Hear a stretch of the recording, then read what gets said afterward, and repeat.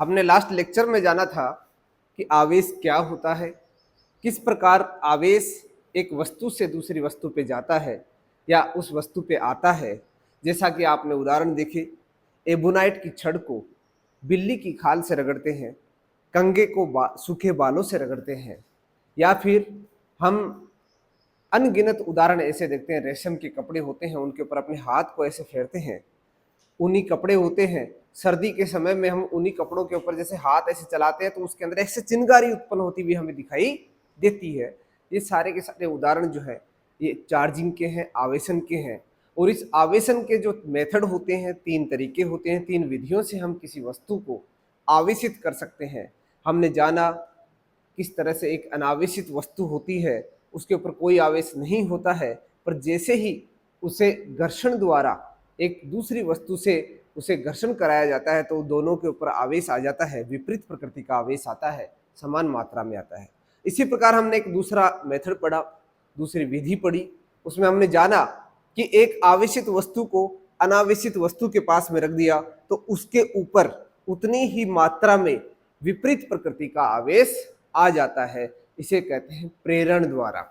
और तीसरा मेथड हमने पढ़ा कि एक आवेशित वस्तु है, उससे दूर कितनी भी दूर रखी हो, एक कोई दूसरी वस्तु है, दूसरी वस्तु उस दूसरी वस्तु को हम क्या करते हैं, एक चालक तार द्वारा जोड़ देते हैं। तो चालक तार क्या करता है, उस आवेश को आवेशित वस्तु से अनावेशित वस्तु की तरफ स्थानांतरित कर देता है। तो ये तीसरी जो विधि है ये कहलाती है चालन द्वारा। आइए दोस्तों, आज इसको हम आगे की ओर बढ़ाते हैं। आवेश के प्रकृति, आवेश के गुण, आवेशों के गुण,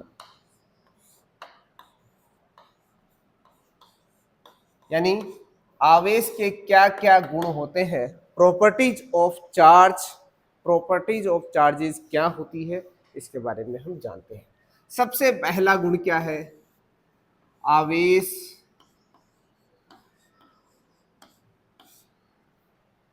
आवेशों को जोड़ा या घटाया जा सकता है। आवेशों को जोड़ा या घटाया जा सकता है, इसे कहते हैं आवेशों की योज्यता। आवेशों की योज्यता, योज्यता यानी इसको जोड़ सकते हैं या घटा सकते हैं। आपको इस प्रकार का कोई उदाहरण बताएं, जैसे एक आवेश है, आवेश को हम Q से लिखते हैं। एक आवेश है 2 माइक्रोकुलाम, 2 कुलाम। आवेश का मात्रक क्या होता है, ये भी लिख लेना आप ऊपर। आवेश का मात्रक का SI मात्रक कुलाम।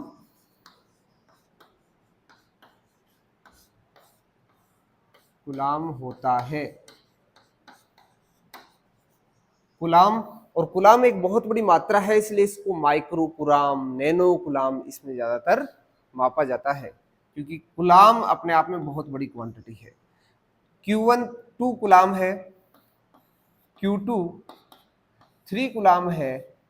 आपको कहा जाए कि कुल आवेश कितना होगा, इन दोनों आवेशों का कुल आवेश कितना होगा, तो कुल आवेश Q बराबर क्या कर दोगे आप, Q1 प्लस Q2, यानी आप लिखोगे 2 + 3 यानी 5 कुलाम। ठीक है, ऐसा ही एक दूसरा उदाहरण आपको मैं बताऊं, एग्जाम्पल 2। यदि Q1 दे रखा आपको 3 माइक्रो कुलाम और Q2 दे रखा है 0.3 माइक्रो कुलाम, और वो भी माइनस के साथ। अब प्यारे दोस्त बताइए, इसका जो कुल मान है वो क्या होगा, कुल आवेश कितना होगा। आवेशों की योज्यता गुण लगाओ, Q बराबर Q1 प्लस Q2। Q1 का मान है 3 माइक्रो कुलाम और Q2 का मान है माइनस का 0.3। 3 में से 0.3 घटा दो, 2.7 माइक्रो कुलाम आ गया। ये एक प्रॉपर्टी होगी किसकी? आवेश की योज्यता, यानी आवेशों को आपस में जोड़ा जा सकता है, आवेशों को आपस में घटाया जा सकता है। ठीक है,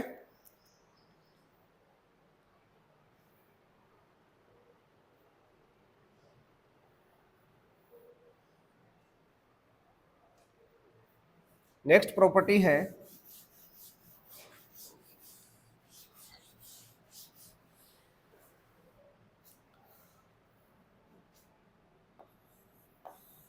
आवेशों का क्वांटीकरण।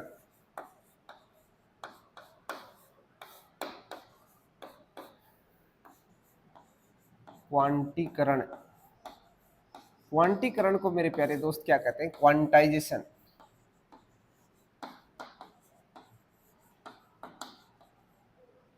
Quantization of charges.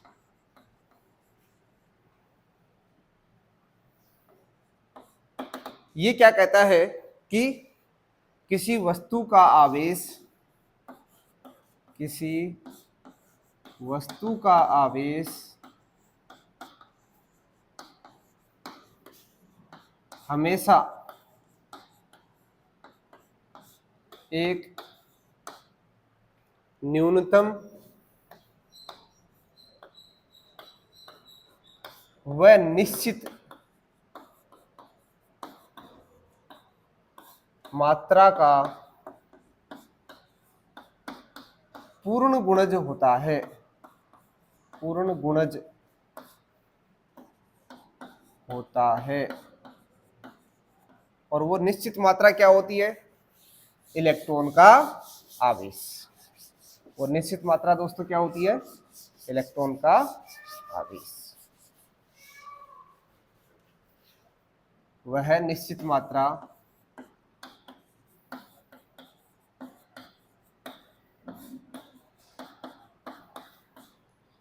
इलेक्ट्रॉन का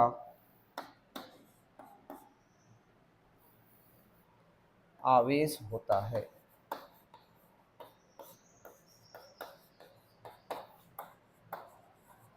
इलेक्ट्रॉन का आवेश कितना होता है?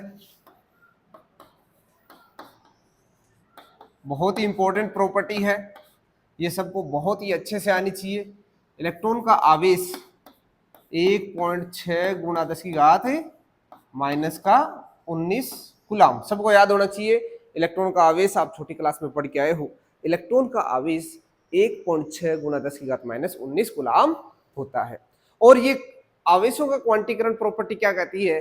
ये कहती है कि किसी भी वस्तु पर आवेश आया, चाहे वो रबिंग से आया, फ्रिक्शन से आया, घर्षण से आया, या वो एक वस्तु चार्ज आवेशित वस्तु के पास में वस्तु रखी तो वो प्रेरण से आया यानी प्रेरित हो गई, या फिर इन दोनों को आपस में एक चालक तार से जोड़ दिया तो इसके कारण इस पर आवेश आया।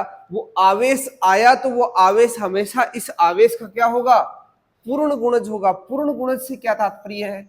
आप छोटी क्लास में पढ़ के आए हो, पूर्णांक पढ़ के आए हो ना, पूर्णांक, है ना? और पूर्णांक क्या होते हैं? 1 2 3 इस तरह से इंटीजर, है ना? तो वो इंटीजर 1 2 3 ऐसे होते हैं, ऐसा नहीं होता 1.5 2.5, कभी नहीं सुना होगा आपने। यानी हमेशा प्लस में भी होंगे, माइनस में भी होंगे, जीरो भी हो सकता है। वो हमेशा 1 2 3 ऐसे गुणांक में होंगे, दशमलव संख्या नहीं होगी उसके अंदर, पूरी की पूरी संख्या होगी। तो यहां पर n जो है ना, वो n क्या है? पूर्णांक है। और e क्या है? e का मान आपके सामने ये रहा, e का मान है 1.6 गुणा 10 की घात माइनस 19। आइए इस पर हम एक उदाहरण देखते हैं। उदाहरण क्या है? सपोज एक वस्तु के ऊपर 3 नैनो कूलाम चार्ज। कितना? 3 नैनो कूलाम। नैनो का यानी नैनो का मतलब कितना होता है? 10 की घात माइनस 9। इसको मैं दूसरे तरीके से लिखूं तो कैसे लिखूंगा? 3 गुणा 10 की घात माइनस 9। नैनो का मतलब 9। अब इसमें आपसे पूछा है कि आवेश 3 नैनो कूलाम में इलेक्ट्रॉनों की संख्या ज्ञात कीजिए, ऐसे पूछा जाता है। इलेक्ट्रॉनों की संख्या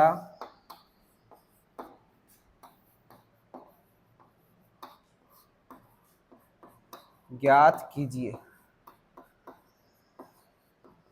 आपसे इलेक्ट्रॉनों की संख्या पूछ रहा है। ये n क्या बताता है, ये n क्या रिप्रेजेंट करता है, एक पूर्णांक है, और जो पूर्णांक ये निरूपित करता है कि इलेक्ट्रॉनों की संख्या कितनी होगी। आपको मालूम है कि कोई भी आवेश होता है वो आवेश किसके आदान प्रदान से होता है, लास्ट लेक्चर में हमने जाना था। जैसे एबोनाइट की छड़ को बिल्ली की खाल से रगड़ते हैं। एबोनाइट क्या होता है, एबोनाइट एक रबड़ होता है, रबड़, जो रबर सल्फर का बना होता है, एक हार्ड रबर होता है। एक रबर तो अपने इरेजर जो मिटाते हैं पेंसिल से लिखे हुए, वो रबर नहीं, ये रबर हार्ड रबर होता है, और इसको यदि बिल्ली के खाल से रगड़ते हैं तो दोनों के ऊपर आवेश आ जाता है। ऐसे ही एबोनाइट का छड़ का तो हमने बिल्ली की खाल से देख लिया है ना। ऐसे ही हम किसको, हथेलियों को आपस में रब करते हैं तो दोनों के ऊपर आवेश आ जाता है ना। ऊन के कपड़े से यदि आप कांच की छड़ को रगड़ते हो तो कांच की छड़ के ऊपर भी आवेश आ जाता है।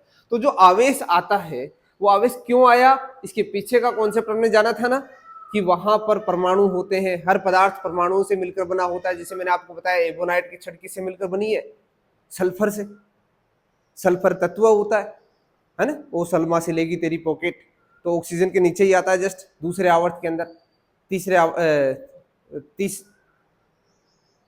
सल्फर आएगा, हाइड्रोजन हीलियम, हाँ चौथे आवर्त के अंदर आएगा। और वहां पर हम सल्फर के बारे में जानते हैं, सल्फर क्या परमाणु क्रमांक होता है, क्या उसका मास नंबर होता है। तो जो सल्फर होता है वो सल्फर अपने अंदर कितने इलेक्ट्रॉन रखता है, सल्फर अपने अंदर 16 इलेक्ट्रॉन रखता है। 16 उसका परमाणु क्रमांक होता है ना। ऑक्सीजन का 8, और 8 उसमें और ऐड कर दो तो कितने, 16 हो जाएंगे। तो 16 ऑक्सीजन का सल्फर का परमाणु क्रमांक, यानी 16 इलेक्ट्रॉन होते हैं, 16 ही प्रोटॉन होते हैं सल्फर के पास। कुल मूल रूप से क्या है, उदासीन है। अब यदि उसने सल्फर को, यानी उस एबोनाइट की छड़ को ऊन से रगड़ा या बिल्ली की खाल से रगड़ा, तो उसने बिल्ली की खाल भी क्या है, तत्वों से मिलकर बनी है, उसमें भी परमाणु होते हैं। तो उसने क्या किया, उसके इलेक्ट्रॉन को इधर स्थानांतरित कर दिया, अपने वाले इलेक्ट्रॉन को हो सकता है उधर स्थानांतरित कर दिया, डिपेंड करता है कि उसकी प्रॉपर्टी कैसी है। तो हो सकता है उसने बिल्ली की खाल से इलेक्ट्रॉन को अपनी तरफ आकर्षित कर लिया, तो बिल्ली की खाल धनावेशित होगी, एबोनाइट की रोड ऋणावेशित हो गई। या उल्टा हुआ तो क्या हुआ, एबोनाइट की रोड धनावेशित हो गई, बिल्ली की खाल ऋणावेशित हो गई। तो ऐसा सिस्टम होगा, यानी इलेक्ट्रॉन का आदान प्रदान होगा। तो ये इलेक्ट्रॉन की संख्या कितनी होगी, आवेश के अंदर इलेक्ट्रॉन की संख्या निकाल सकते हैं ना। इलेक्ट्रॉन की संख्या निकालने का सूत्र क्या है हमारे पास, Q equal to NE। Q का मान कितना है, ये रहा, तो Q बराबर NE। Q का मान रखो 3 गुणा 10 की घात -9 बराबर n गुणा 1.6 गुणा 10 की घात -19।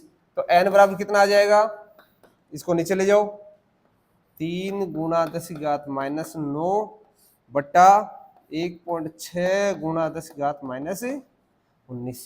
-19 इससे कट गया, -10 बच गया, ऊपर ले जाओ, ये 10 की घात प्लस का 10। 3 में 1.6 का भाग लगाओ, कितनी बार जाएगा, एक बार, 16 दूनी 32, और एक ये हटा दोगे तो 0 हो जाएगा, 30। 30 में 16 का भाग लगा दो आप, तो एक बार चला जाएगा, फिर कितना बच गया, 14 बच गया, 140। 140 में 16 का भाग कितनी बार जाएगा, 7 बार, लगभग 7 बार चला जाएगा, है ना। ये क्या हो गए, क्या इसके आगे कोई मात्रक लगेगा, नहीं लगेगा, क्योंकि ये क्या है, इलेक्ट्रॉनों की संख्या, संख्या की कभी भी कोई मात्रक नहीं लगता। ठीक है, इस तरह से हम इलेक्ट्रॉनों की संख्या निकाल सकते हैं। ऐसा उदाहरण और कराएंगे आपको। क्वांटीकरण बहुत इंपॉर्टेंट है, क्वांटीकरण में हमें बहुत कुछ सीखने को मिलता है। इससे हम नंबर ऑफ इलेक्ट्रॉन पूछ सकता है, इलेक्ट्रॉनों की संख्या दे देगा, आपसे आवेश पूछ सकता है, उस पर डिपेंड करता है कि एग्जामिनर आपसे पूछना क्या चाहता है।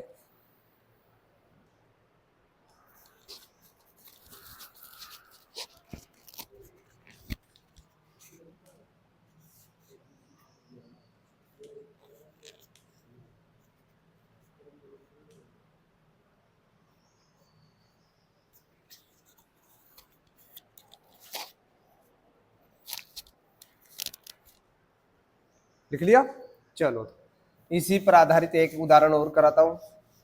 क्वेश्चन लिखते हैं।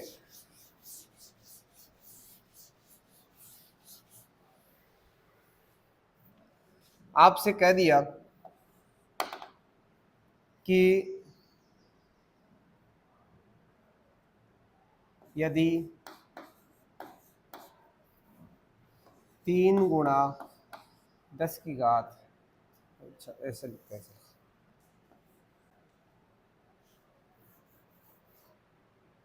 2 गुणा 10 की घात प्लस का 19 इलेक्ट्रॉन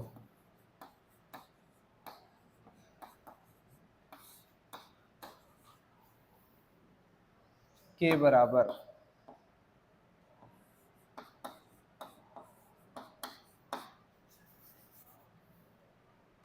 आवेश की मात्रा होगी। आवेश की मात्रा होगी। प्यारे दोस्तों, आपसे पूछा गया है जस्ट इसका उल्टा। आपको कहा जाता है कि आप बताइए इतने इलेक्ट्रॉनों की संख्या है तो इसमें आवेश कितना होगा। Q इक्वल टू सिंपल सी बात है एन ही लगा दो। एन क्या दे रखा है, 2 इंटू 10⁻19। ई कितना 1.6 इंटू 10⁻⁻19। आधार समान घातें जुड़ जाती हैं। ये इससे ये गया, जुड़ गया, 19 में से 19 जीरो हो जाएगा ना, और किसी की घात जीरो का मतलब ये आ गया आंसर। ठीक है, कहने का मतलब है आपको कैसे भी घुमा के दे दे, आपको मैथमेटिक्स आनी चाहिए, आप उसका सॉल्यूशन फाइंड आउट कर लोगे, उसमें कोई दिक्कतें नहीं। आई बात समझ में?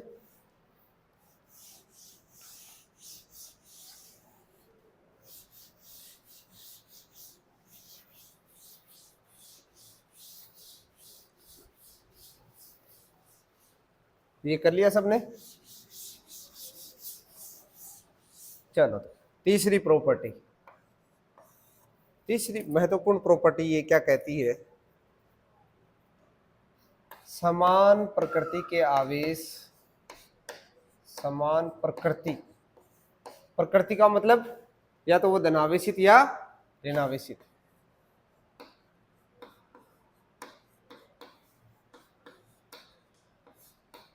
या ऋणावेशित।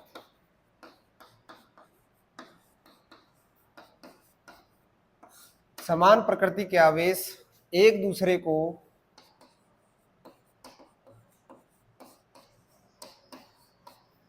प्रतिकर्षित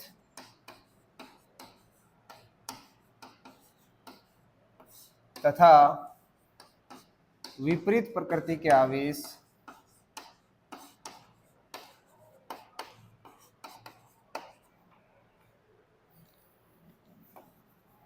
एक दूसरे को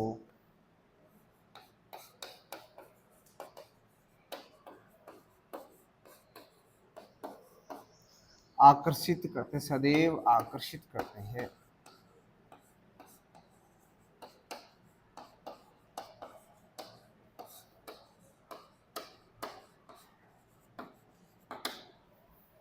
यानी धनावेश, धनावेश इसको इधर धक्का लगाएगा, इसको इधर लगाएगा, ऋणावेश, ऋणावेश ये इसको धक्का लगाएगा इधर, ये इसको धक्का लगाएगा इधर।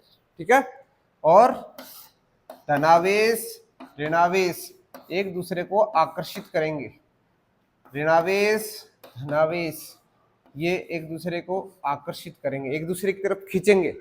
वो उसको खींच रहा है, वो इसको खींच रहा है, ये इसके धक्का लगा रहा है, ये उसके धक्का लगा रहा है, ये इसके धक्का लगा रहा है, ये इसके धक्का लगा रहा है। ये एरो क्या रिप्रेजेंट कर रहा है कि ये धक्का इसके ऊपर लगा रहा है, ये एरो रिप्रेजेंट कर रहा है कि इस प्लस आवेश पर ये धक्का लगा रहा है इधर, ये एरो रिप्रेजेंट करता है कि ये प्लस आवेश इसको इधर धक्का लगा रहा है ना। ऐसे यहां पर बात करें तो ये एरो रिप्रेजेंट करता है इसके द्वारा लगने वाले बल को, यानी ये इधर आकर्षित करता है, और ये वाला एरो इसके लिए रिप्रेजेंट करता है कि ये इसको इधर आकर्षित करता है। तो इस प्रकार ये प्रतिकर्षण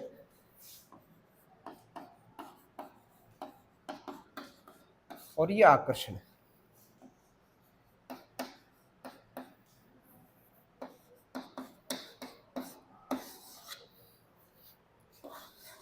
समान प्रकृति के आवेश एक दूसरे को प्रतिकर्षित करते हैं विपरीत प्रकृति के आवेश एक दूसरे को आकर्षित करते हैं। लिख लिया?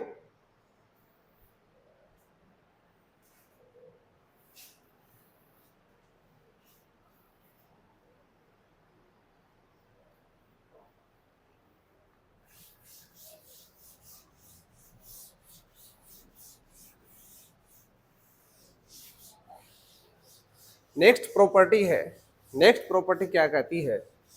नेक्स्ट प्रॉपर्टी कहती है कि आवेश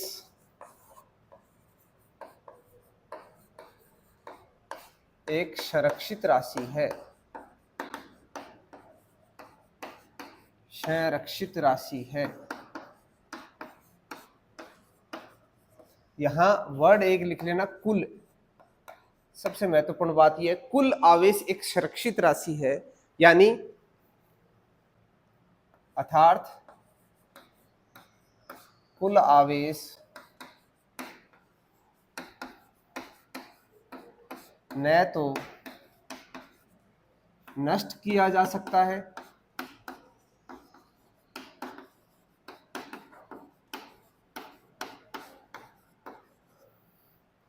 वह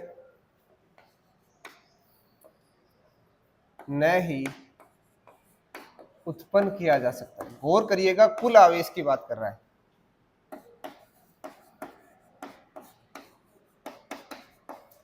नहीं, आवेश तो लेके आए हैं हम। एक वस्तु थी, उसको हमने दूसरी वस्तु से रब किया, घर्षण किया, तो उसके ऊपर आवेश आ गया, आवेश तो उत्पन्न हुआ। पर एक वस्तु के कारण दूसरी वस्तु पर आया। कुल आवेश, पहले जैसे हम बात करें, एक वस्तु ए थी, दूसरी वस्तु बी है, इसको मैंने इससे रब किया, ये धनावेशित हो गई, यानी इससे इलेक्ट्रॉन इसके पास चले गए, ये ऋणावेशित हो गई। इसके ऊपर माइनस क्यू आवेश आ गया, इसके ऊपर प्लस क्यू आवेश आ गया। पहले कितना आवेश था क्यू प्रारंभ में, बताओ? 0 था, दोनों पर कोई आवेश ही नहीं था। अब क्यू अंतिम कितना है? अब कितना है? Q माइनस क्यू बराबर 0, यानी पहले भी 0 था, अब भी 0 है। इसको और अच्छे समझना है। परमाणु के अंदर मैं जैसे एक हाइड्रोजन का केस ही ले लूं। हाइड्रोजन में ये नाभिक है, और नाभिक में एक प्रोटॉन होता है। प्रोटॉन का जो आवेश होता है वो किसके बराबर होता है? इलेक्ट्रॉन के आवेश के बराबर होता है। प्रोटॉन का आवेश धनावेशित और इलेक्ट्रॉन का आवेश ऋणावेशित, बस इतना ही अंतर होता है। प्रोटॉन का आवेश 1.6 गुना 10⁻⁻19 कूलाम ही होता है, पर वो धनावेशित है, इलेक्ट्रॉन का ऋणावेशित है। तो यहां पर एक प्रोटॉन है जो एक इलेक्ट्रॉन के आवेश के बराबर है। हाइड्रोजन में एक इलेक्ट्रॉन होता है। बताओ परमाणु का आवेश कितना है? कुल आवेश, एक प्रोटॉन एक इलेक्ट्रॉन, है ना? प्रोटॉन का आवेश प्लस इलेक्ट्रॉन का आवेश, यही तो किया मैंने। प्रोटॉन के आवेश में मैंने किसको जोड़ दिया? इलेक्ट्रॉन का आवेश को। प्रोटॉन का आवेश कितना है? प्लस ई, एक ई, और इलेक्ट्रॉन का माइनस का एक, है ना? दोनों को आपस में घटा दिया, कितना आया? तो क्या कहा जाएगा? परमाणु मूल रूप से क्या होता है? उदासीन। उसके पास में कोई आवेश, कुल आवेश नहीं होता। आवेश तो होता है, पॉजिटिव भी होता है, नेगेटिव भी होता है। नाभिक धनावेशित होता है, इलेक्ट्रॉन ऋणावेशित होते हैं, पर कुल आवेश 0 होता है। तो मूल रूप से परमाणु कैसा होता है? उदासीन होता है। लिख लो सारे के सारे। परमाणु मूल रूप से उदासीन होता है।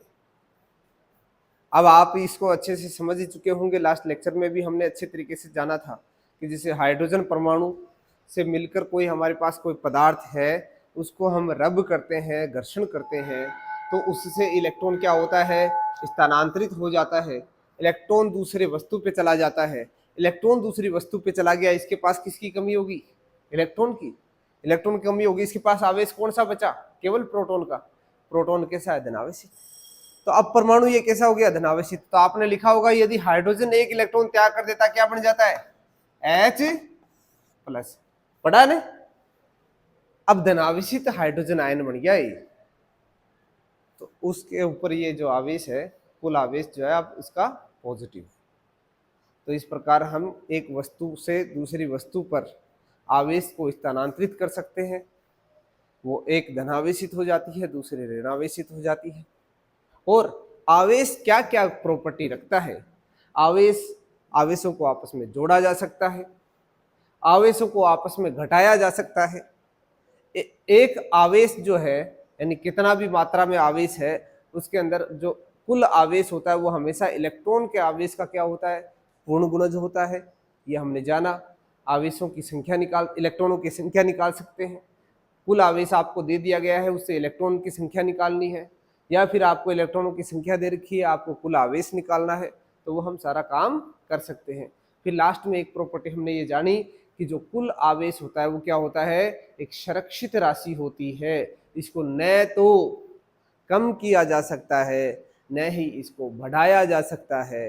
कुल आवेश को न तो उत्पन्न किया जा सकता है और न नष्ट किया जा सकता है। जैसा कि कहा जाता है, द्रव्यमान भी क्या एक संरक्षित राशि है।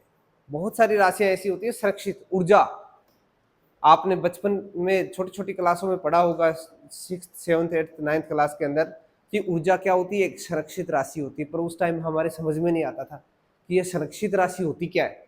संरक्षण, आपने देखा होगा कि जो क्या नाम, गढ़ वगैरह, किला वगैरह होते हैं, वहां पर लिखा रहता है कि एक संरक्षित इमारत है, इसके साथ छेड़छाड़ करना आपको इस धारा के तहत जेल के अंदर ठूस दिया जाएगा। होता लिखा रहता है ना, इस धारा के तहत आपको वहां पर क्या नाम, ये मुकदमा लग जाएगा, आपको इस तरह से इतनी साल की जेल काटनी पड़ेगी। वो क्योंकि संरक्षित इमारत है, उसको हमको संजो कर रखना है, लंबे समय तक संजो कर रखना है, जिससे ज्यादा से ज्यादा लोगों के बीच में इसका इतिहास मालूम हो सके। तो संरक्षित इमारत होती है, यानी उसको हम तोड़ नहीं सकते, उसको नष्ट नहीं कर सकते। ऐसे ही जो आवेश होता है, ऊर्जा होता है, या द्रव्यमान होता है, ये सारे के सारे क्या है? संरक्षित राशियां होती है। इनको हम नुकसान नहीं पहुंचा सकते। इनको क्या कर सकते हैं? जैसे ऊर्जा है, अब आप तो कह दोगे कि सर प्लांट जो होता है वहां पर ऊर्जा जो है, कोयले को जला दिया तो कोयला तो क्या हो गया? राख बन गया। उसकी ऊर्जा कहाँ गई? उसकी ऊर्जा कहाँ गई? ऊर्जा विद्युत ऊर्जा में बदल गई, है ना। पहले उसके पास रासायनिक ऊर्जा थी, अब वो विद्युत ऊर्जा में बदल गई। अब विद्युत ऊर्जा से आपने पंखा चला लिया, अब वो विद्युत ऊर्जा कहाँ गई? अब वो यांत्रिक ऊर्जा में बदल गई। तो कहने का मतलब है, ऊर्जा को भी हम एक रूप से दूसरे रूप में रूपांतरित करते हैं। ऐसे ही आवेश को भी हम क्या करते हैं? धनावेश ऋणावेश बना सकते हैं, कोई दिक्कत नहीं है। पर वो कुल मात्रा क्या रहती है? हमेशा सुरक्षित रहती है, उसको हम नुकसान नहीं पहुंचा सकते, उसमें कोई नुकसान नहीं होना चाहिए। तो ये तो थी आवेशों की प्रॉपर्टीज, गुण। आवेश क्या क्या गुण रखते हैं उनके बारे में हमने जान लिया। अब हम जानने की कोशिश करते हैं, ये आवेश जो होता है, ये आवेश एक दूसरे पर जो बल लगाते हैं, हमने जो तीसरी प्रॉपर्टी पढ़ी थी उसमें हमने जाना था कि आवेश एक दूसरे के ऊपर क्या लगाते हैं? बल लगाते हैं।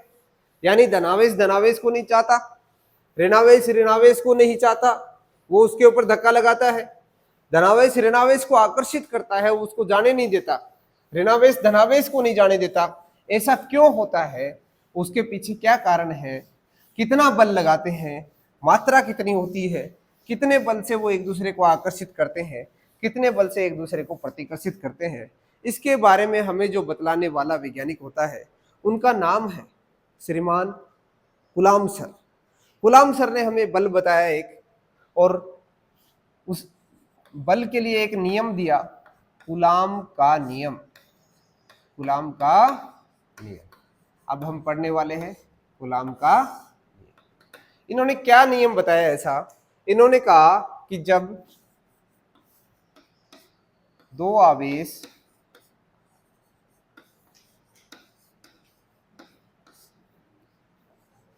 Q1 व Q2 एक दूसरे से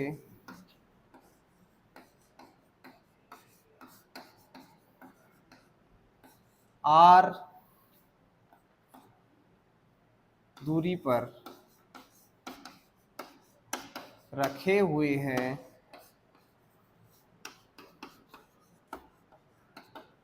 तब उनके द्वारा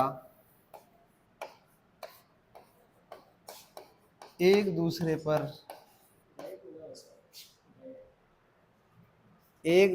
पर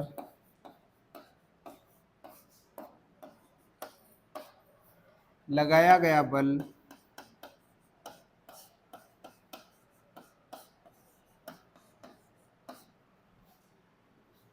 मध्य की दूरी के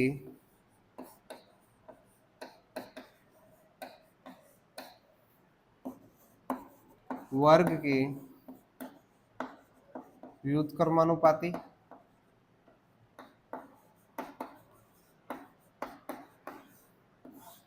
तथा आवेशों की मात्रा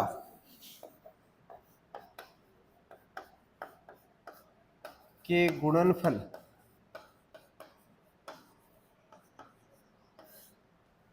आवेश की मात्रा गुणनफल जैसे Q1 Q2 के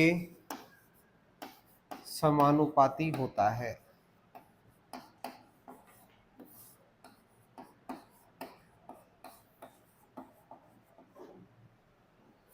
यानी दो बात कहता है कि दो आवेश एक दूसरे पर क्या लगाएंगे, बल लगाएंगे, जैसे Q1 और इधर लग दिया मैंने Q2। दोनों की प्रकृति कैसी है, मान लेता हूं दोनों ही धनावेशित है, ये इसके ऊपर कैसा बल लगाएगा, इधर बल लगाएगा, ये इसके ऊपर इधर बल लगाएगा ना। तो कहता है कि ये जो बल की मात्रा है वो किस पर निर्भर करती है, दोनों के बीच की जो दूरी है, यहां से यहां के बीच की दूरी जो है, इस दूरी के वर्ग के व्युत्क्रमानुपाती। ठीक है। और कहता है, दूसरी बात क्या कहता है कि ये इसके गुणनफल के, इसका मान कितना है, इसका मान कितना, जरूरी थोड़ी दोनों बराबर ही है, अलग अलग होंगे ना, अलग अलग भी हो सकते हैं।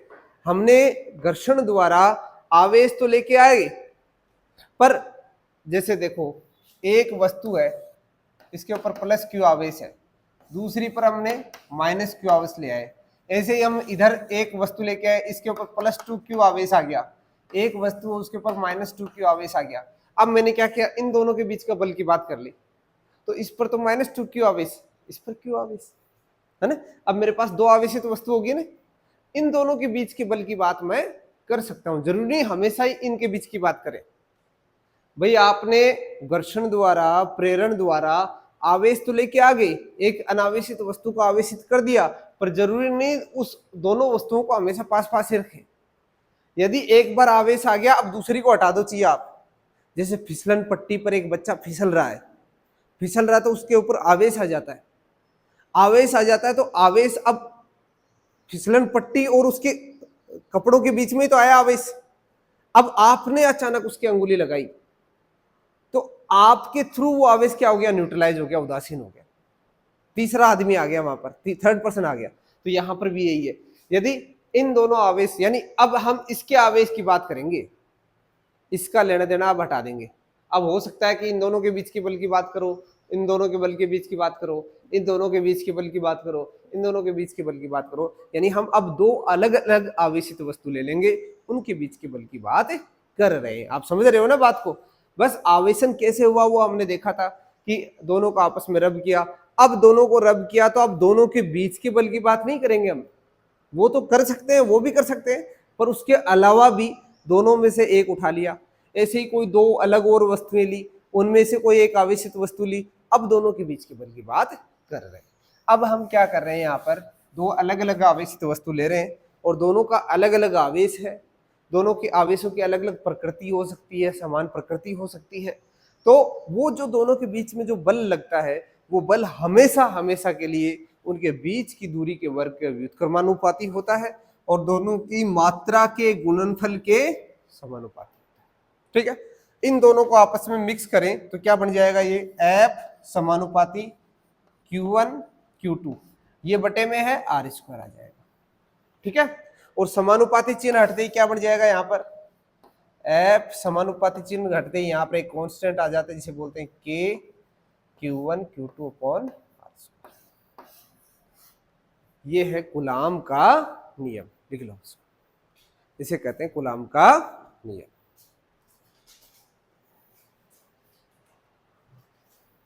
ये ऊपर वाला लिख लिया होगा ना।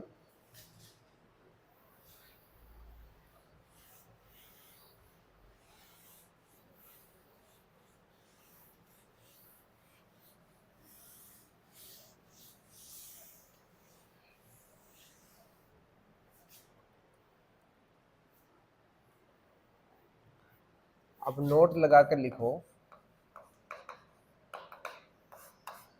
यदि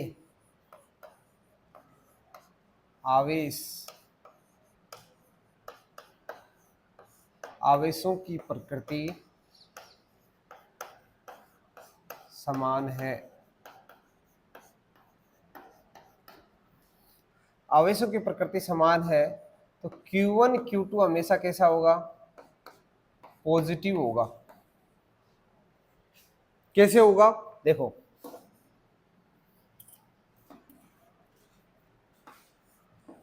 Q1 है पॉजिटिव, Q2 है पॉजिटिव, प्लस को प्लस से गुणा करो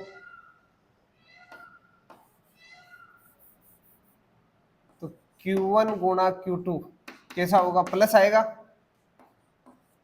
आएगा ना। यदि Q1 है नेगेटिव, Q2 है नेगेटिव, Q1 Q2 क्या होगा, नेगेटिव और नेगेटिव से गुणा करेंगे तो क्या आएगा, पॉजिटिव, ये भी पॉजिटिव, ये भी पॉजिटिव। तो यदि प्रकृति समान है तो Q1 Q2 हमेशा क्या होगा, धनावेशित, तो बल भी क्या आ जाएगा, धनावेशित।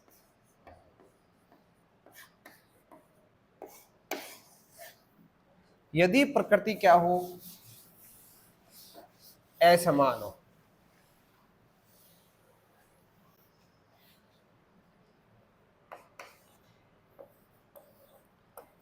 यदि आवेशों की प्रकृति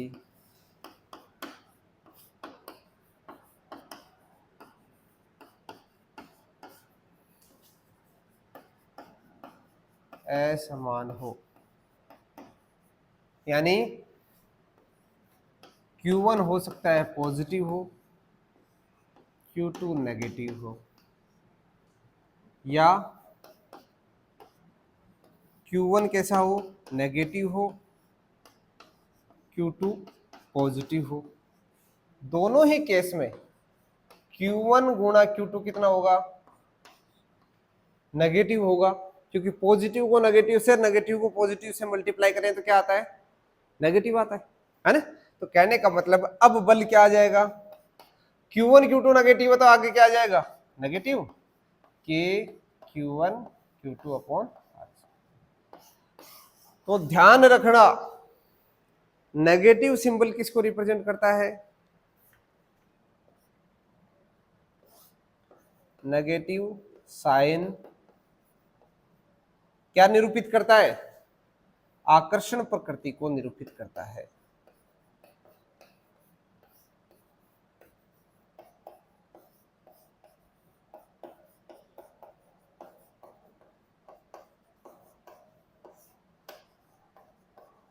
यानी बल कैसा प्रकृति का है, आकर्षण प्रकृति का है। Q1 ये है, Q2 ये है, और यदि Q1 Q2 नेगेटिव आ रहा है इसका मतलब दोनों एक दूसरे को अपनी तरफ खींच रहे हैं। इस केस में क्या होगा, धनावेशित आ रहा है, Q1 Q2 के अब क्या होगा, धक्का लगा रहा होगा, Q2 Q1 के भी क्या होगा, धक्का लगा रहा होगा। इस कंडीशन में ऐसी स्थिति होगी, इस कंडीशन में ऐसी स्थिति। क्लियर है।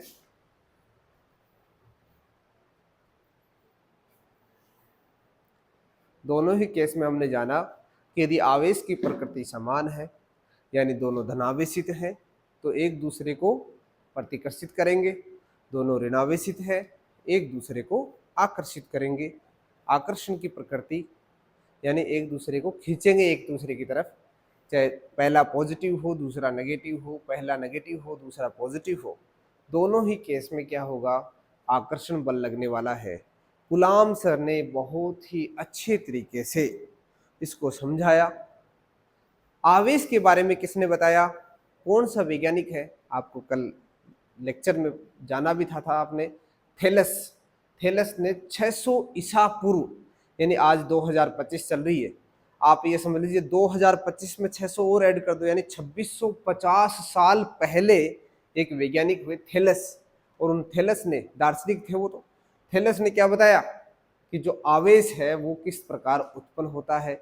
यानी अंबर जो है, अंबर का ग्रीक नेम इलेक्ट्रॉन होता है।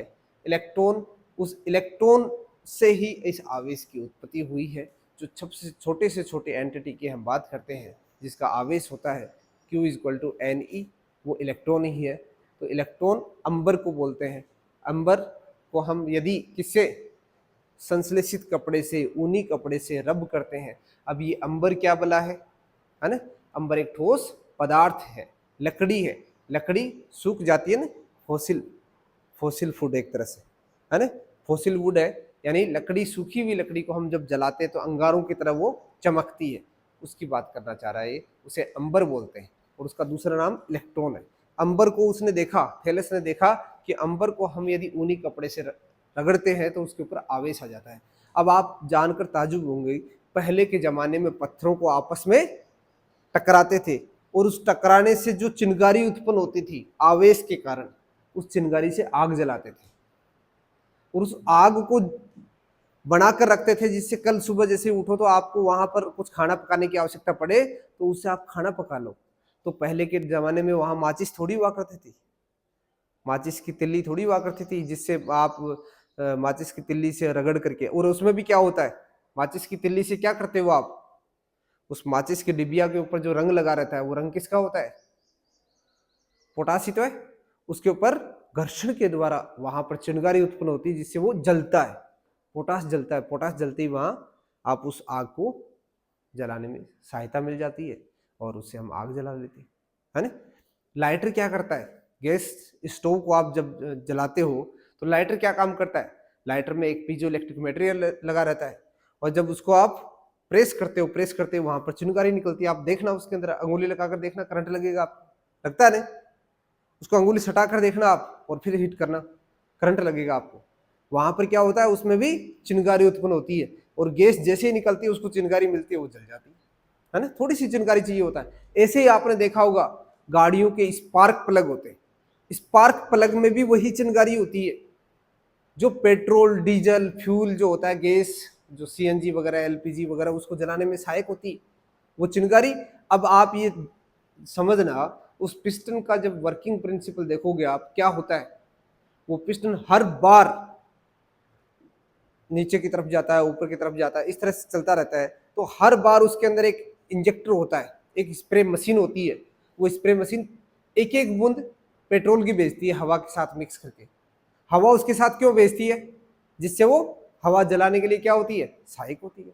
तो हवा और पेट्रोल दोनों गए पिस्टन के ऊपर, हेड होता है वहां पर, और उस पेट्रोल हवा वहां पर है, चिंगारी मिल जाए तो वो जल जाएगा और चिंगारी मिलते ही वो जलेगा, एक बूंद जलेगी, एक बूंद जलते ही उसको प्रेशर से पिस्टन को नीचे की ओर धकेलेगी, फिर दोबारा एक बूंद फिर आएगी हवा के साथ मिक्स होकर, फिर वो स्पार्क प्लग स्पार्क भेजेगा, फिर वो जलेगी। तो आप समझिए वहां पर स्पार्क का कितना बड़ा योगदान है। गाड़ियां चलती है, ट्रेन चलती है, बस चलती है, अपने बढ़िया बढ़िया गाड़ियां चलती हैं, मोटरसाइकिल चलती है, इनमें सब में ये बार बार रिपीट होता है, चिंगारी रिपीट होती है।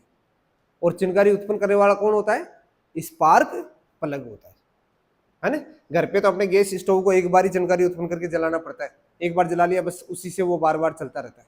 ऐसे वहां पर भी क्या है, बार बार उससे चिंगारी उत्पन्न होती है और वो जो पेट्रोल डीजल जो भी है वो वहां पर जलता रहता है और उसको पिस्टन को उससे धक्का मिलता रहता है, पिस्टन लगातार चलता रहता है, अपनी गाड़ी चलता रहता है। ठीक है, इस तरह का प्रिंसिपल होता है। तो अब हम जानने वाले हैं, हमने देखा कि दो आवेश है एक दूसरे के ऊपर बल लगाते हैं, हो सकता है उनको खींचे, हो सकता है उनके ऊपर धक्का लगाए। खींचते कब है? जब दोनों की प्रकृति कैसी हो, अलग अलग हो। धक्का कब लगाते हैं? दोनों की प्रकृति समान। अब हम जानते हैं कि ये धक्का लगाते हैं तो कौन सी दिशा में लगाते हैं? क्या इसकी दिशा होती है? बल आपने छोटी क्लास में पढ़ा, क्या बल एक सदिश राशि है, क्या अदिश राशि है? बल एक 11वीं क्लास में पढ़ा आपने अच्छी तरीके से, सदिश सदिश क्या होते हैं। तो बल बताओ सदिश है, अदिश है? तो बल एक सदिश राशि है, यानी मान से काम नहीं चलेगा, हमें इसकी दिशा का नॉलेज भी होना चाहिए। तो अब हम जानने वाले हैं कूलाम के नियम का, कूलाम नियम का सदिश रूप।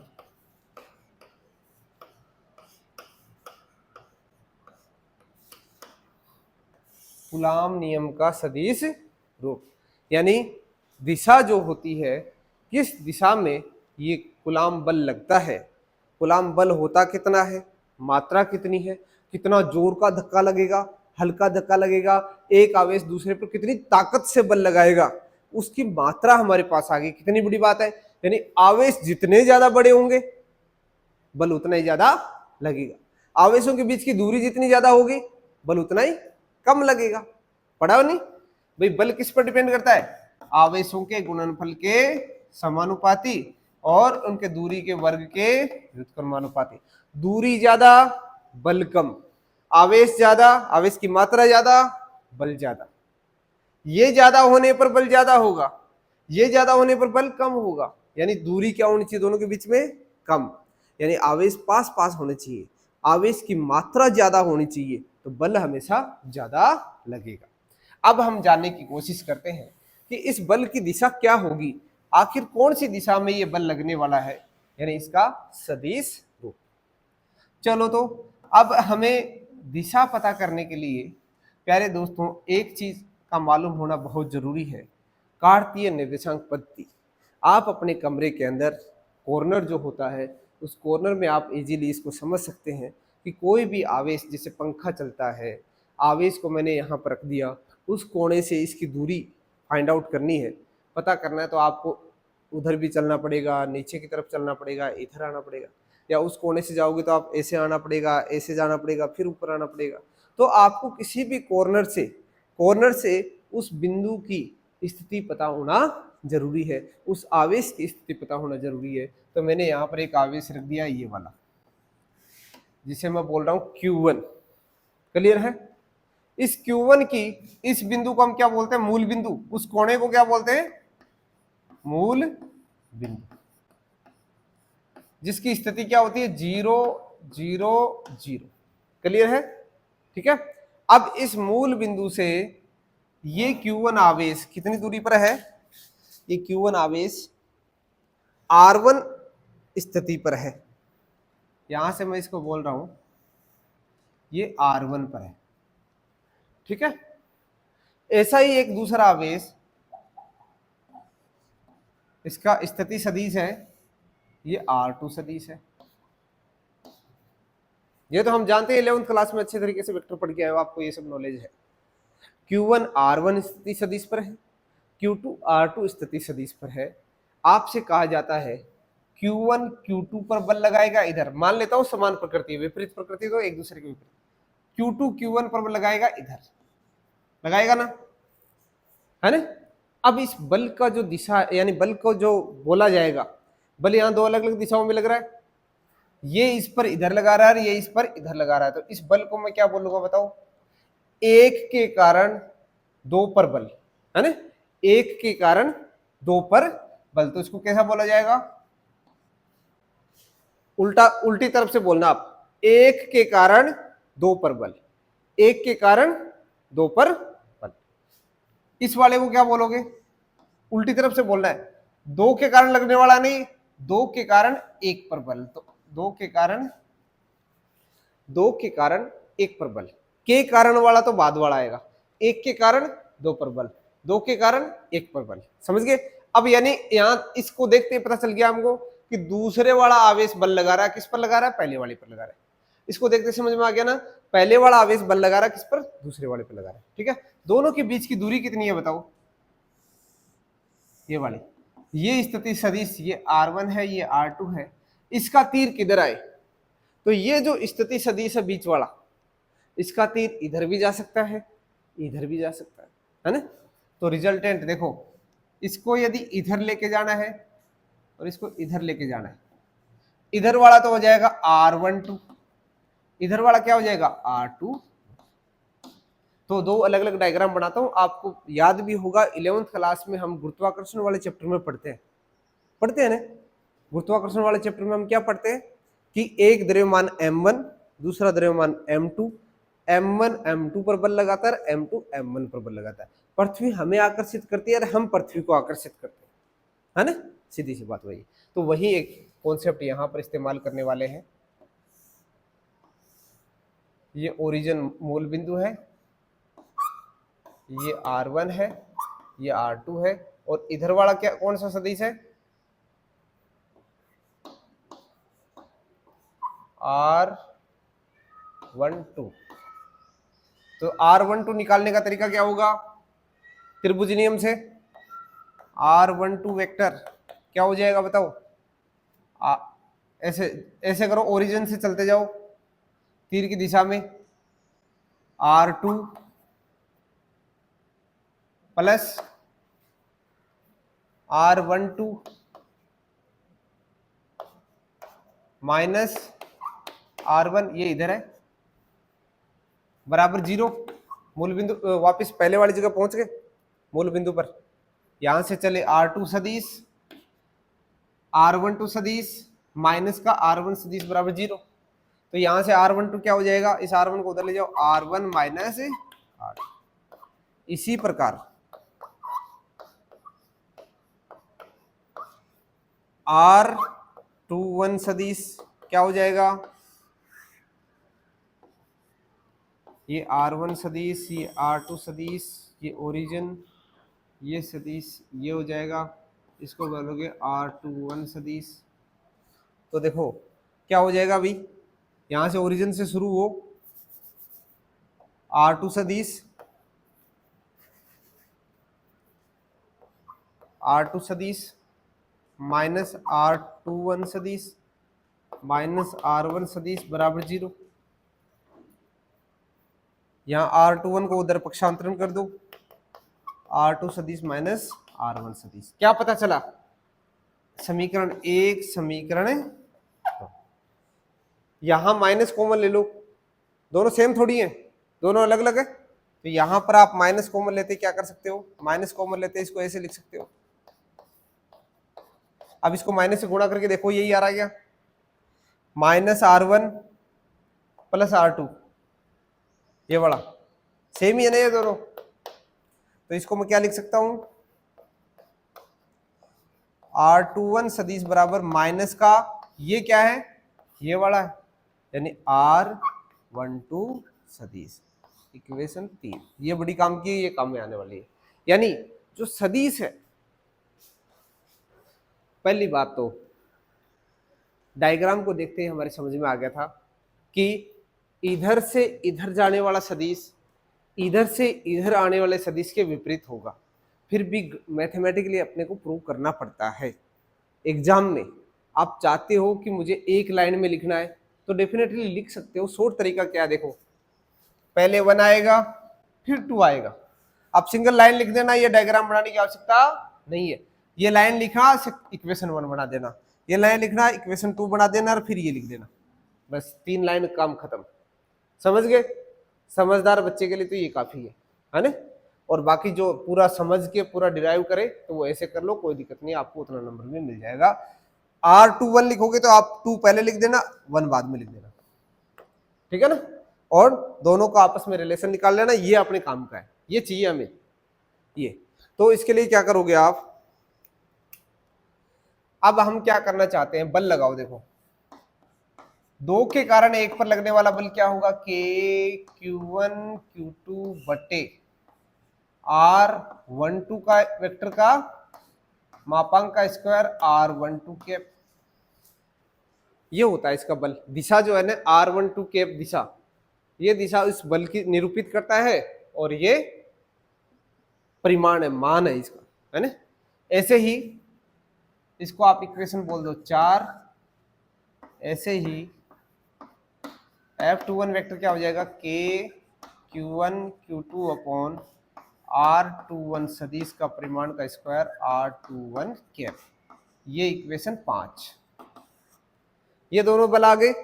इधर से इधर लगने वाला बल F12 वेक्टर, इधर से इधर लगने वाला बल F21 वेक्टर, दोनों का मान ये है। इन दोनों में आपस में हम रिलेशन निकालना चाह रहे हैं, क्या स्थिति है। तो आपने पता किया है कि R21 माइनस R12 के वेक्टर के बराबर है। हमें क्या चाहिए, कैप चाहिए, कैप। क्योंकि ये जो वैल्यूज है दोनों के बीच की डिस्टेंस फिक्स है, एकदम निश्चित है। यानी R12 का मापांक R21 के मापांक के बराबर। मापांक का मतलब वो दूरी, दोनों के बीच की दूरी क्या है, बराबर है। इधर से इधर जाओ, इधर से इधर जाओ, बराबर रहेगी हमेशा। तो ये दूरी हमेशा क्या रहेगी, फिक्स रहेगी, इसमें कोई चेंज नहीं होने वाला है।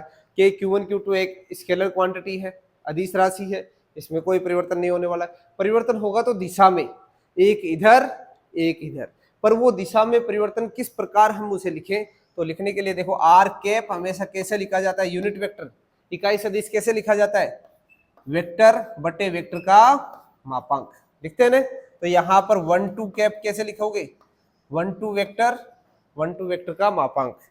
ऐसे ही R21 कैप कैसे लिखोगे, R21 वेक्टर अपॉन R21 का मापांक।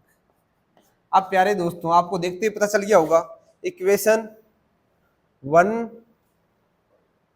2 और 3 से 3 वाली वैल्यू यहां पर पुट करो, और 3 और 6, 3 और समीकरण 3 व 6 से, 3 व 6 से क्या स्थिति है, देखो यहां पर 3 और 6 से क्या स्थिति है, 3 और 6 से स्थिति बनती है R12 कैप में। देखो ये दोनों वैल्यूज तो बराबर है, तो इनमें से कोई सा भी एक उठा लो। इस R12 की जगह R21 लिख सकता हूं मैं, और इस वेक्टर R12 वेक्टर की जगह R21 वेक्टर की जगह मैं क्या लिख सकता हूं, माइनस का R12। तो मैं ये वाला ले लेता हूं, जिससे मेरे लिए आसानी हो जाएगी, ये समीकरण काम आ जाएगी। तो इसको देखो R21 कैप बराबर, R21 वेक्टर के बराबर क्या है, माइनस R12 वेक्टर, तो माइनस R12 वेक्टर बटे नीचे मापांक है ना R21, R21 R12 के बराबर है, तो इसको दूसरे वाला लिख दिया मैंने, R12 वेक्टर का मापांक। बताओ ये पूरा क्या है, ये पूरा R12 कैप है, तो इसको मैं क्या लिख सकता हूं, R21 cap equal to minus का R12 कैप। यानी जहां जहां पर R21 है उसकी जगह मैं माइनस का R12 कैप लिख सकता हूं, R21 है वहां पर मैं क्या लिख सकता हूं, माइनस का R12 कैप लिख सकता हूं। इसका मतलब इक्वेशन समीकरण 5 क्या बन जाएगी, 5, और इसको बोल दो समीकरण 7, 5 व 7 से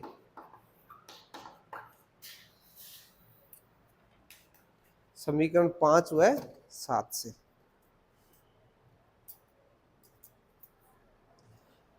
अब इस 5 व 7 से तो F21 वेक्टर बराबर क्या हो जाएगा, K Q1 Q2 upon R21 की जगह मैं लिख सकता हूँ R12 वेक्टर का मापांक का स्क्वायर। कैप की जगह मैं क्या लिख सकता हूँ, ये वाला देखो, माइनस का R12 कैप का माइनस के साथ, है ना। अब इसको माइनस बाहर ले आओ, यानी माइनस K Q1 Q2 बटे R12 मापांक का square R12 cap F21 vector. यहां देखने से क्या पता चला कि ये जो पूरा मान है ये किसका है, समीकरण देखो 4, समीकरण 4 से F21 vector is equal to minus ये F12 वेक्टर का है, यानी ये आवेशों के मध्य लगने वाला बल, एक आवेश के द्वारा दूसरे आवेश पर लगने वाला बल, दूसरे आवेश के द्वारा पहले आवेश पर लगने वाला बल, दोनों मान में बराबर होते हैं और प्रकृति में दिशा के रूप में यदि देखें एक दूसरे के विपरीत होते हैं। क्या आपने ऐसा नियम पहले कभी सुना था? हाँ सर सुना था। क्या सुना था? न्यूटन का क्रिया प्रतिक्रिया नियम। गांधी जी ने कहा मुझे एक गाल पर थप्पड़ लगाओ तो मैं दूसरा आपके सामने कर देता हूं, पर आम जनता ऐसे नहीं करती है। वो कहती है कि ईंट का जवाब पत्थर से। क्रिया होगा तो प्रतिक्रिया होगी, यानी एक्शन होगा तो रिएक्शन जरूर होगा। एक्शन रिएक्शन लो जिसे हम कहते हैं, यानी जिस प्रकार न्यूटन ने बताया कि गुरुत्वाकर्षण बल क्रिया प्रतिक्रिया नियम को पालन करता है, वैसे ही गुलाम सर ने बताया कि आवेशों के मध्य लगने वाला बल भी क्रिया प्रतिक्रिया नियम का पालन करता है। ध्यान रखिएगा, बहुत सारे बच्चे इसको कंफ्यूजन में ले लेते हैं। और आपको इवन ये बताऊं कि बड़ी बड़ी गाइड बच्चों को डिस्टर्ब करती है, वो ऐसे लिख देती है कि ये न्यूटन का क्रिया प्रतिक्रिया नियम ही है। बिल्कुल भी नहीं है, न्यूटन का यहाँ कोई लेना देना नहीं है। ये बात गुलाम सर ने बताई है कि एक आवेश दूसरे आवेश पर बल इस दिशा में लगा रहा है तो दूसरा बल इस दिशा में लगेगा, यानी बल का मान तो समान होगा पर दिशा विपरीत होगी। इसमें न्यूटन का नियम कहीं नहीं आता है, ये बस क्रिया की प्रतिक्रिया हो रही है। ये Q2 इस पर क्रिया कर रहा है, इधर बल लगा रहा है, तो Q1 भी उसका रिएक्शन कर रहा है, वो भी इधर बल लगा रहा है। यानी न्यूटन ने बताया था कि जो क्रिया होती है उसकी प्रतिक्रिया होती है। ऐसे ही गुलाम सर ने भी बताया कि आवेशों में भी ऐसा ही होता है। आवेशों में भी एक आवेश दूसरे पर क्रिया करता है तो दूसरा आवेश उसकी प्रतिक्रिया करता है। आइए इसको हम दोबारा समराइज करता हूँ, बहुत ही आसान तरीके से हम समझने की कोशिश करते हैं। मैथमेटिक्स बहुत ज़्यादा है, बच्चे इसमें बहुत ज़्यादा डिस्टर्ब हो जाते हैं, समझ में नहीं आ पाता है, इसलिए इसको थोड़ी सी सिंपल तरीके से हम समझने की कोशिश करते हैं। देखो हमारे सामने ये कहा गया है कि दो आवेश है, Q1 है, Q2 है, दोनों को मूल बिंदु से हम R1 स्थिति पर रख दिया, इसको R2 स्थिति सदिश पर रख दिया। ये इस पर बल लगा रहा है इस दिशा में, तो इसको मैंने बोलने का अंदाज क्या होगा, 1 के कारण 2 पर बल, 1 के कारण 2 पर बल, 2 के कारण 1 पर बल, 2 के कारण 1 पर बल। समझ गए? इसकी दिशा ये होगी, इसकी दिशा ये होगी। एक सीधी सी बात है, इन दोनों के बीच की दूरी क्या होगी, फिक्स है, चाहे वो इधर से इधर जाए, इधर से इधर जाए। तो बीच की दूरी को मैं निरूपित किससे करता हूं? दूरी को निरूपित करने का मेरा मैथमेटिकल टूल क्या है, ये है। दोनों तरफ लाइन खींचती ने, ये रिप्रेजेंट कर रहा है कि दोनों के बीच की दूरी है। मापांक, मापांक क्या कहता है, दोनों के बीच की दूरी। तो चाहे 2 से 1 में जाओ या 1 से 2 में जाओ, ये किसको निरूपित कर रहा है, 2 से 1 में। तो 2 से 1 की तरफ जाओगे तो जो दूरी है वो 1 से 2 की तरफ जाओगे वो दूरी के बराबर है। एक बात तो ये क्लियर होगी, यानी दूरी फिक्स है। दूसरी बात, जो बल होता है, बल में ये मान होता है, साथ में उसकी बल की दिशा होती है।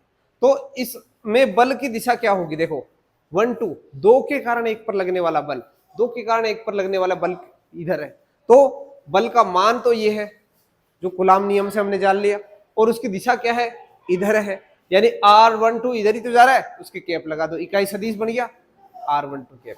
ऐसे ही इसके कारण इधर लगने वाला बल, तो इसके कारण 1 के कारण 2 पर लगने वाला बल, 1 के कारण 2 पर लगने वाला बल, ऐसे ये मान ऐसे कैसे आएगा, दोनों के बीच की दूरी 2 1 आ जाएगी और दिशा 2 1 कैप आ जाएगी।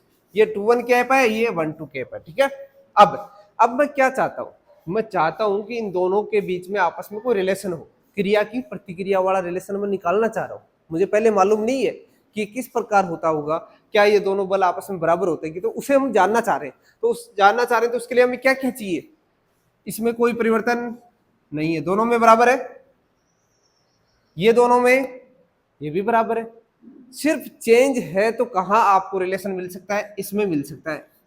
और एक आम आदमी को भी ये बात समझ में आती है कि इससे इधर जाएंगे तो दिशा ये होगी, इससे इधर जाएंगे तो दिशा ये होगी, एक दूसरे के विपरीत होगी। पर कहने से काम नहीं चलेगा, हवा में बातें नहीं कर सकते, फिजिक्स है ये, साइंस है, लॉजिकली बात करनी पड़ेगी, आपको दिशा निरूपित करके दिखानी पड़ेगी, सिद्ध करके बतानी पड़ेगी कि हाँ ये एक दूसरे के विपरीत है। दिखने से पता चल रहा है विपरीत है, पर दिखने से काम नहीं चलेगा, उसको गणितीय परिभाषित करो, उसको निरूपित करके बताओ पूरी तरीके से। तो उस दिशा में रिलेशन निकालना चाह रहे हैं, तो दिशा में रिलेशन निकालने के लिए मैंने क्या तरीका अपनाया, मैंने पहले इधर जाने वाला तरीका देख लिया, एक के कारण, दो के कारण, एक पर बल वाली दिशा ये होगी, है ना। तो ये एक त्रिभुज मेथड आपने पढ़ा था कि किसी भी बिंदु से शुरू कर लो और लास्ट में वहां पर मिलोगे तो कुल विस्थापन 0 हो जाएगा। ये नियम लगा दो, या आपने 11वीं क्लास में पढ़ा, ये दोनों चीजें तो आपको समझ में आएगी होगी।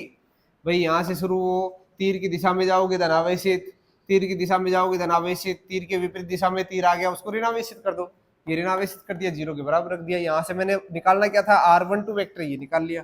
इसी प्रकार r21 वेक्टर निकाल लिया, इसमें से निकाल लिया, वो ये आ गया।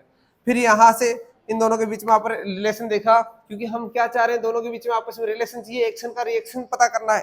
तो क्या करेंगे, इसमें एक माइनस कॉमन ले लिया, माइनस कॉमन लेते ही हमारे पास क्या आ गया कि ये इसका ही रूप है पर माइनस के साथ है, इसलिए मैंने यहाँ माइनस लगा दिया और उसको मैंने उठा के यहाँ पर रख दिया।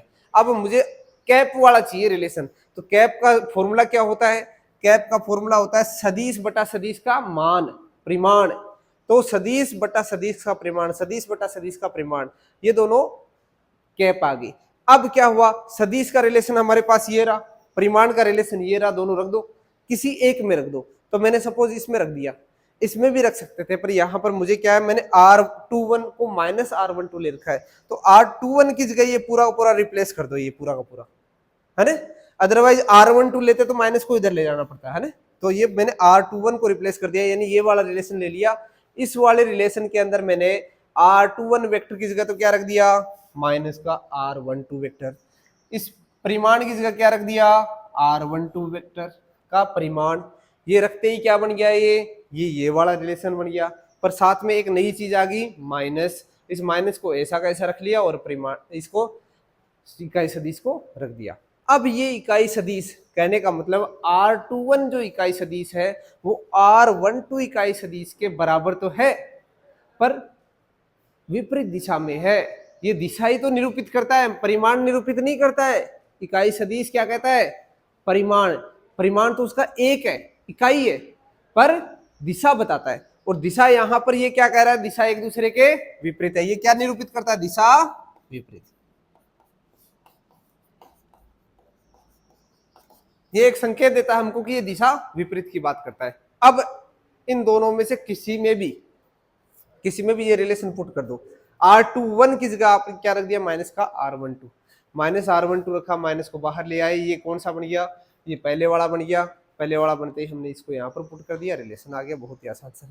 तो लास्ट में सेंटेंस क्या लिखोगे कि, लिख लो, लास्ट में सेंटेंस लिखो, कूलाम के अनुसार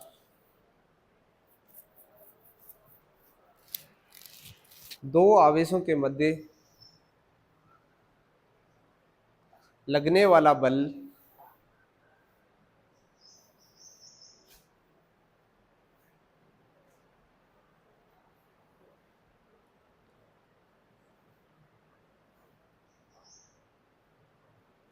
परिमाण में समान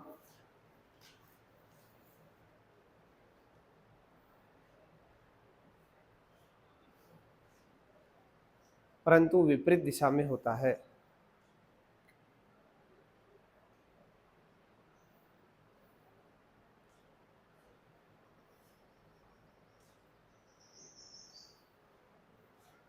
अर्थात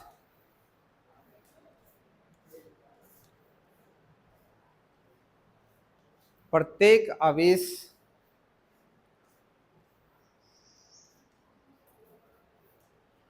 की क्रिया की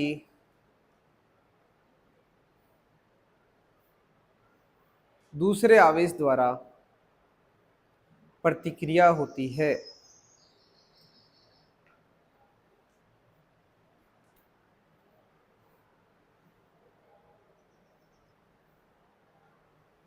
प्रतिक्रिया अर्थात यह न्यूटन के क्रिया प्रतिक्रिया नियम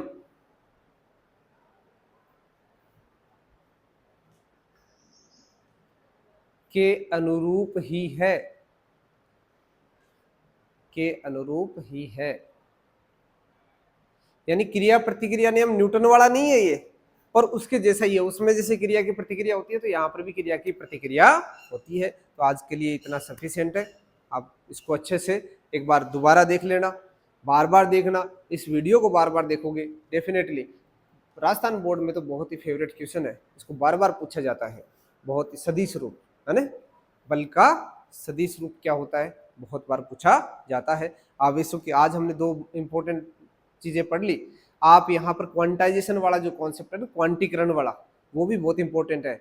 इलेक्ट्रॉनों की संख्या पूछ लेता है ना, एबेसेडर में क्वेश्चन आता है तो वहां पर इलेक्ट्रॉनों की संख्या भी आपसे पूछी जा सकती है। तो दोनों को बहुत अच्छे से तैयार कर लेना, आप क्वेश्चन जो है वो लगाना। आपको यदि कहीं समझ में नहीं आया तो मेरे को बताना। नेक्स्ट लेक्चर में हम जानने वाले हैं किस तरह से बहुत सारे आवेश होते हैं, बहुल आवेशों का एक ये निकाय है, तो उस पर लगने वाला बल क्या होगा, किसी आवेश पर लगने वाला बल क्या होगा, विद्युत क्षेत्र क्या होगा, हम गाउस लो है उसके बारे में भी जानने वाले हैं, बहुत कुछ जानने वाले हैं। विद्युत द्विध्रुव क्या होता है, उनके बारे में हम नेक्स्ट लेक्चर के अंदर जानेंगे। जय हिंद, शुक्रिया।